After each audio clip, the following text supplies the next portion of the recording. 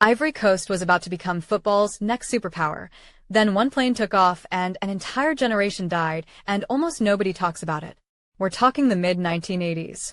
Ivory Coast had quietly assembled one of the most gifted squads on the entire continent. Player scouts were losing their minds over. Clubs in Europe were already circling. The country was low-key on a trajectory to do what Nigeria and Cameroon got credit for doing later. Like, the talent pipeline was real, it was deep, and it was peaking at exactly the right moment. But here's where it gets haunting.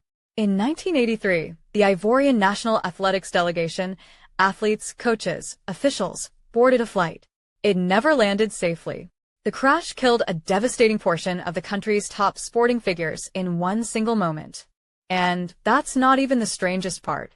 Because what happened next wasn't just grief, it was a complete systemic collapse that football specifically could not recover from. See, these weren't just players. These were the connective tissue, the coaches, the administrators, the people who knew how to build something. You lose them all at once, and there's no institutional memory left. The whole machine just stops. Ivory Coast's infrastructure for developing elite athletes was already fragile. This was a country still navigating post-colonial economic pressure, underfunded sports programs, roads that made regional travel genuinely dangerous. So when the crash hit, there was no safety net, no backup system, no second tier of leadership ready to step in. It's giving, you only realize how load-bearing a wall was after you knock it down. The players who survived or came up after had no mentors. No one who'd been there, who knew what it felt like to compete at the highest level and could transfer that knowledge. That gap? It showed up immediately in results. Ivory Coast spent the next decade and a half in footballing purgatory. Flashes of brilliance, yes, but never the sustained dominance they were clearly building toward.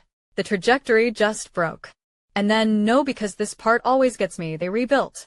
Slowly, painfully, generationally. And in the 2000s you get Didier Drogba. You get Yaya Touré. You get the golden generation everyone actually knows about. But imagine if the 1985 generation had survived and thrived. Imagine what that talent pipeline looks like with 20 uninterrupted years of development. Africa's football history looks completely different. Right now, Ivory Coast is quietly building again. They hosted the Africa Cup of Nations in 2024. They have hungry young players that scouts are, again, losing their minds over.